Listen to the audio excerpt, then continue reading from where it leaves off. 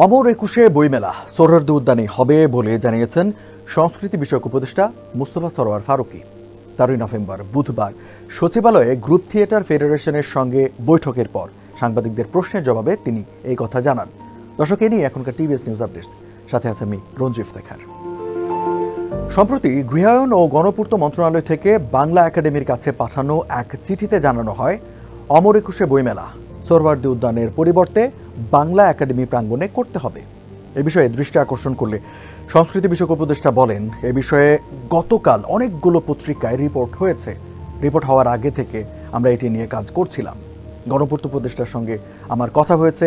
আমাদের সচিব সাহেব গণপূর্ত মন্ত্রণালয়ের সচিবের সঙ্গে কথা বলেছেন। এর সঙ্গে মুক্তিযুদ্ধ বিষয়ক মন্ত্রণালয়ও জড়িত রয়েছে। ওই মন্ত্রণালয়ের সচিবের সঙ্গেও আমাদের কথা হয়েছে। তিনি বলেন, আমি আপনাদের এটুকু বলতে পারি যে আমরা একটা পজিটিভ আউটকামের দিকে যাচ্ছি। আশা করা যায় বইমেলা যেখানে হতো সেখানেই হবে এবং সুন্দর আয়োজনে হবে, কোনো ঝামেলা হবে না। তিনি আরও বলেন, ইতিমধ্যে 3 মন্ত্রণালয় এটা নিয়ে কাজ করছে। 3 মন্ত্রণালয়ের সভা হয়েছে, সামনে আরও হবে।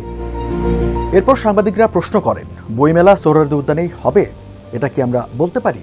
উত্তরে সংস্কৃতি উপদেষ্টা মুস্তফা সরোয়ার ফারুকী বলেন, আশা করা যায়।